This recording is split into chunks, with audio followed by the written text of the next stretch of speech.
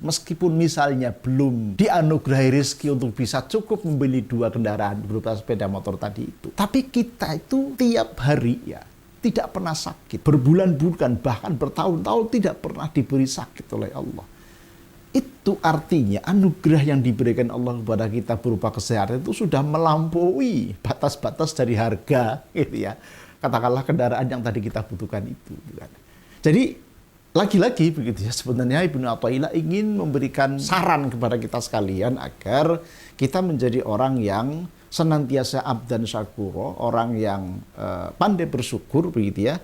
Salah satu indikator dari kemuliaan dan kemurahan adalah ketika berkuasa atau ketika kuasa maka kemudian memberikan maaf. Bukan justru kemudian menggunakan kekuasaannya untuk hal-hal yang tidak dibenarkan gitu ya. Jadi sama sekali tidak seperti halnya kekuasaan-kekuasaan yang selama ini kita banyak temukan dalam kehidupan kita sehari-hari.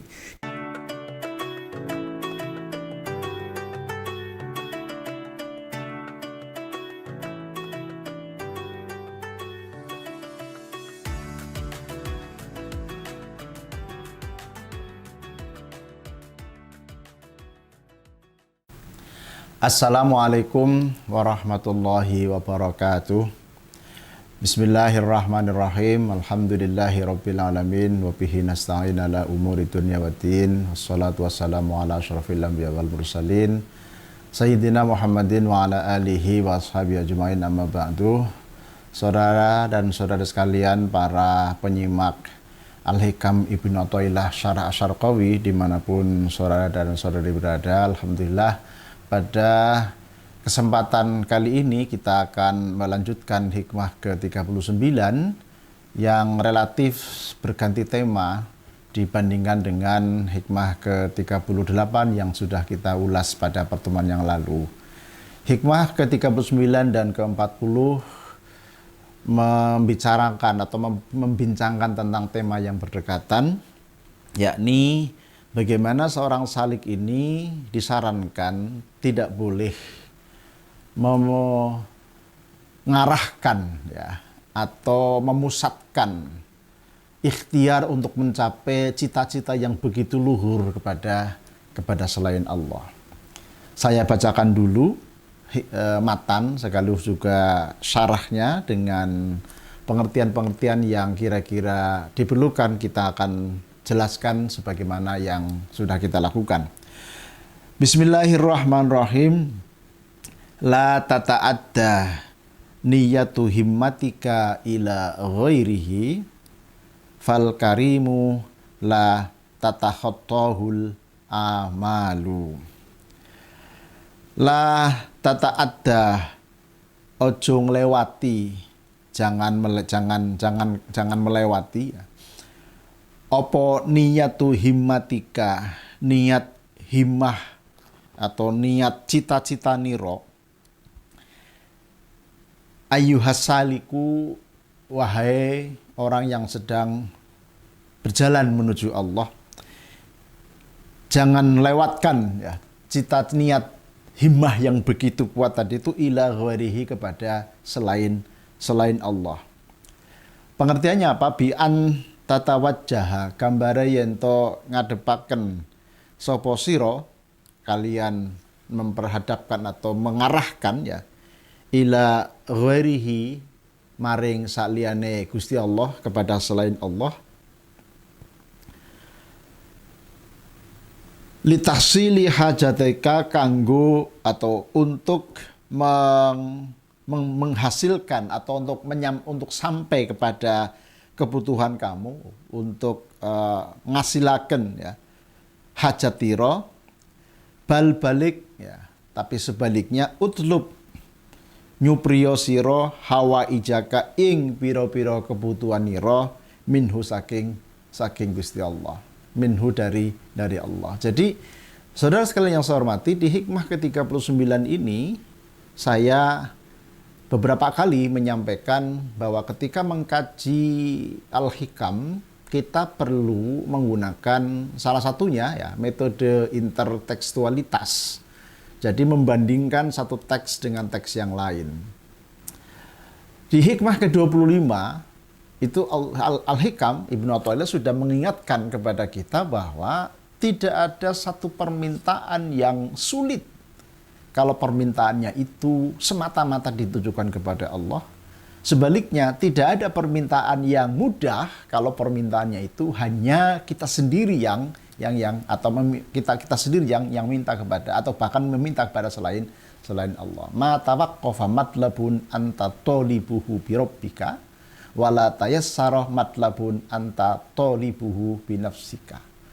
Jadi ketika permintaan kita, kebutuhan kita panjatkan ya kepada Allah dengan sepenuh hati ya, dengan sepenuh ketulusan, dengan sepenuh kerelaan begitu ya, dan disertai dengan kepasrahan yang luar biasa atau kepasrahan yang total di dalam rangka mencari ridho Allah, yang tentu ya dibarengi dengan ikhtiar yang juga total ya, ikhtiar yang juga maksimal, maka menurut Ibnu Athaillah tidak ada permintaan yang tidak dijabahi oleh Allah. Ma tawaqqafa matlabun anta tolibuhu bi rabbika. Ini versi hikmah ke-25 yang sudah kita ulas. Sekarang Ibnu Athaillah ya menghadapkan kajian atau membawa kajian ya untuk mengingatkan kita kembali tentang kita tidak boleh untuk kemudian melewatkan kebutuhan kita itu kepada selain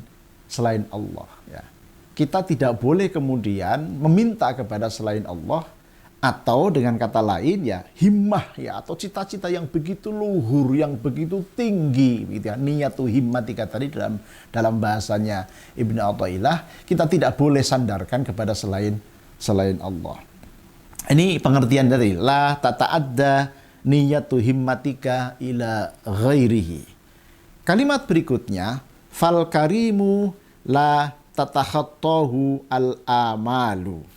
Fal karimu mongko utawi zat kang mulya atau zat yang mulia ya. Yani di sini tentu salah satu sifat Allah, iku la tatakhattahu orang lewati hu ing al karim opo al amalu piro-piro pengangen-angen. Apa sih yang dimaksud dengan kalimat fal karimu la tatakhattahul amalu? Allah yang memiliki sifat murah ya, yang memiliki sifat mulia ya, kemuliaan yang dibarengi dengan kemurahan ini begitu ya, itu tak mengenal batas. Dalam penjelasannya nanti dalam syarah kita bisa temukan, ketika Allah berjanji maka tentu akan beliau tepati. Ketika memberi maka pemberiannya pun akan dilebihkan. Katakanlah kalau kita menggunakan kalimat yang bernada matematis begitu ya, kita sebetulnya perlunya hanya 5 misalnya. Lalu kita mohon kepada Allah untuk dikasih 5. Ternyata yang dikasihkan kepada kita itu lebih dari 5. Dan itu sering sekali kita temukan dalam kehidupan kita sehari-hari. Yang kadang-kadang kita tuh sama sekali tidak menyadari betapa banyak dan betapa luar biasanya anugerah yang telah diberikan Allah kepada kita. Kalau ilustrasi yang simple begitu ya, kita misalnya punya keinginan ya untuk memiliki kendaraan yang layak misalnya. Katakanlah mungkin sepeda motor, kita pengen punya sepeda motor 2 karena butuhnya 2 begitu ya. Secara zahir meskipun misalnya belum dianugerahi rezeki untuk bisa cukup membeli 2 kendaraan berupa sepeda motor tadi itu, tapi kita itu tiap hari ya tidak pernah sakit. Berbulan-bulan bahkan bertahun-tahun tidak pernah diberi sakit oleh Allah. Itu artinya anugerah yang diberikan Allah kepada kita berupa kesehatan itu sudah melampaui batas-batas dari harga gitu ya. Katakanlah kendaraan yang tadi kita butuhkan itu. Jadi lagi-lagi begitu ya, sebenarnya Ibnu Athaillah ingin memberikan semacam suggestion ya, atau semacam saran kepada kita sekalian agar kita menjadi orang yang senantiasa abdan syakuro, orang yang pandai bersyukur begitu ya. Dan tentu begitu ya, hikmah ke-39 ini ya ada kaitan yang juga sangat erat dengan hikmah-hikmah sebelumnya. Kalau di hikmah ke-8 lagi-lagi untuk menunjukkan betapa pentingnya metode intertekstualitas membandingkan satu teks dengan teks yang lain dalam konteks Al-Hikam ini ya. Kita terinformasi ada nasihat beliau, la yusakkikannaka fil waqti adamu wuqu'il mau'uti wa inta ayyana zamanuhu. Janganlah apa ya, janji yang sudah diberikan Allah kepada kita lalu belum terrealisir janji Allah ya, kepada kita, lalu membuat kita tuh ragu ya akan kemahakuasaan dan kemahamurahan Allah. La yusakkikannaka fil waqti adamu wuqu'il mau'uti wa inta ayyana zamanu. Itu kalau kita ngingat ya kepada hikmah ke-8 yang sudah kita ulas beberapa waktu yang lalu. Terus, saudara sekalian yang saya hormati, ya, kalau kemudian kita juga ikuti penjelasan dari fal karimu la tatakhattahul amalu, ya. Fal himmatul aliyatu, anapun utawi cita-cita kang luhur utawi himmah kang dhuwur ya yang mulia, iku tak nafu ngampet atau nyegah opo himmatul aliyah min raf'i hawa ijika saking ngangkat utawi menyampaikan ya piro-piro kebutuhan ira ila ghairi karimin maring sakliyane zat kang mulya. Wala karimalan ora ana kemuliaan, ora ana kemurahan, tidak ada kemuliaan dan tidak ada kemurahan, yaiku maujud alal hakikati ingatase hakikat, ya pada hakikatnya tidak ada ya kemurahan dan kemuliaan, pada hakikat tidak ada kemuliaan dan tidak ada kemurahan illallahu angin Gusti Allah, kecuali hanya Allah. Idzil karimu huwallazi idza qadara afa. Ini penjelasan yang lebih operasional begitu ya dari Asy-Syarqawi ya. Idzil kalimu karena zat yang mulia atau zat yang murah, huwa ya al-karim iku allazi zat idza qadara afa. Salah satu indikator dari kemuliaan dan kemurahan adalah ketika berkuasa atau ketika kuasa maka kemudian memberikan maaf. Gitu ya. Bukan justru kemudian menggunakan kekuasaannya untuk hal-hal yang tidak dibenarkan gitu ya. Jadi sama sekali tidak seperti halnya kekuasaan-kekuasaan yang selama ini kita banyak temukan dalam kehidupan kita sehari-hari. Kekuasaan yang melekat pada diri Allah tadi, yang sifatnya adalah mulia atau murah tadi itu adalah ketika kuasa ya tentu kemudian mau atau kerso begitu ya memberikan maaf. Wa idza wa'ada, ketika berjanji wafa, maka kemudian juga dipenuhi. Tidak pernah kemudian ingkar janji. Wa idza a'ta zada, ketika memberi, maka juga kemudian pemberiannya itu ditambahkan. Ala muntahar rojah, bahkan ya sampai ke puncak ya, sampai ke jumlah atau akhir dari harapan yang dimiliki oleh permintaan seorang hamba tadi itu. Walayubali kam atau walayubali olah merduli akan sapa Allah kam atau berapa banyak Allah sudah memberikan.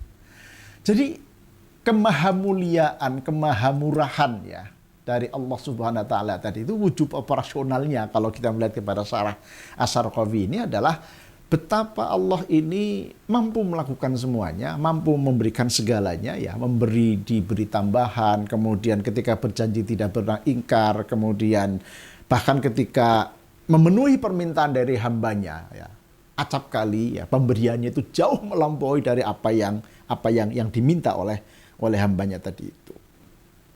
Lah oleh karena itu, saudara sekalian yang saya hormati, hikmah ke-39 ini sekali lagi menjadi semacam penegas ya, menjadi semacam penguat ya dari apa yang sudah kita temukan penjelasan-penjelasan di dalam baik hikmah ke-8 tadi ataupun juga hikmah ke-25 ya, bahwa ketika kita pada posisi sebagai seorang salik, yakni sedang menuju ya, mendekatkan diri kepada Allah, maka sekali lagi jangan sampai tergoda untuk gitu ya melewatkan ya atau menyampaikan tadi niat atau himmah yang mulia tadi itu kepada selain Allah.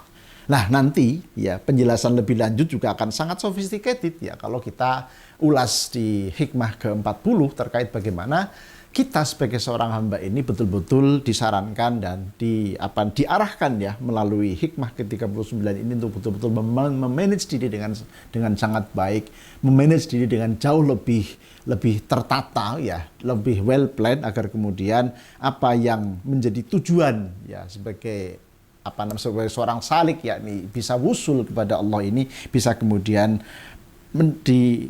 mendapatkan keberhasilan, yakni dianggap dekat oleh Allah Subhanahu wa taala. Saudara sekalian yang saya hormati, ada kalimat yang juga menarik begitu ya. Terkait dengan ketika tadi hikmah ke-39 ini menegaskan bahwa jangan sampai kita mengarahkan himmah yang begitu tinggi itu kepada selain Allah. Lalu pertanyaannya adalah ketika kita dalam posisi sebagai seorang salik, lalu kemudian kita punya guru, yang guru itu kemudian tentu jauh lebih soleh dari kita, sudah memiliki makom yang jauh lebih tinggi dari makom kita misalnya, ya. Lalu kita kemudian menggunakan wasilah atau menggunakan perantara. Dalam konsepsi tasawuf ini bagaimana? Ini ada penjelasan yang menarik. Saya bacakan, wa'lam anna tolaba minal khalqil munafi lil ubudiyati huwa tolabu minhum ala wajil a'timadi alaihim wal istinadi ilaihim. Wa'lam ngawurono sapa sira, ketahuilah anna tolaba, bahwasanya meminta minal khalqi kepada makhluk, ya, al munafi lil ubudiyati, yang bertentangan dengan sifat-sifat kehambaan, ya, huwa utawi at-tolab, ya, iku at-tolabu nyupri atau minta minhum saking makhluk, saking khalqi, ala wajil iktimadi ingatase dalan tetanggenan atau berpegangan, wal istinadi dan bersandar. Penjelasannya di sini menarik menurut saya, ya. Ketika amat tolabu minhum min haitsu kaunuhum asbaban wa wasaita ma'al i'timadi fi nailil madlubi 'ala Allahi wa ru'yati annahu al-mu'ti falaisa munafiyan lil ubudiyah. Pemahaman umum, ya, ketika kita meminta kepada selain Allah begitu ya, itu kan melanggar kodrat. Bahkan kalau kita hubungkan dengan dimensi teologis begitu ya, itu justru kemudian berbahaya begitu ya, karena akan mendekati kepada syirik karena meminta kepada selain Allah. Tapi dalam konteks kita ini menggunakan perantara, menggunakan wasilah, kata begitu. Ketika misalnya kita sowan kepada orang arif min jumlatil aulia misalnya, lalu kita minta didoakan agar hajat kita Allah mengabulkan melalui wasilah dari orang suci tadi, atau min jumlatil aulia tadi, atau kasih Allah tadi, itu bukan kemudian dijadikan sebagai permintaan atau pengertian permintaan kepada makhluk. Sama sekali tidak. Justru ya dalam konteks ini, katakanlah saya ketika memiliki himmah, ya, memiliki hajat, memiliki tujuan atau memiliki cita-cita, kemudian saya berkonsultasi dan memohon kepada guru spiritual saya misalnya untuk dibantu didoakan kepada Allah, itu tidak bisa diartikan bahwa saya meminta kepada selain Allah. Jadi itu adalah piranti atau wasilah begitu ya, atau jalan agar kemudian permintaan kita, doa kita ini mendapatkan penguat, ya, dari orang-orang yang memiliki makom atau memiliki kedekatan dengan Allah.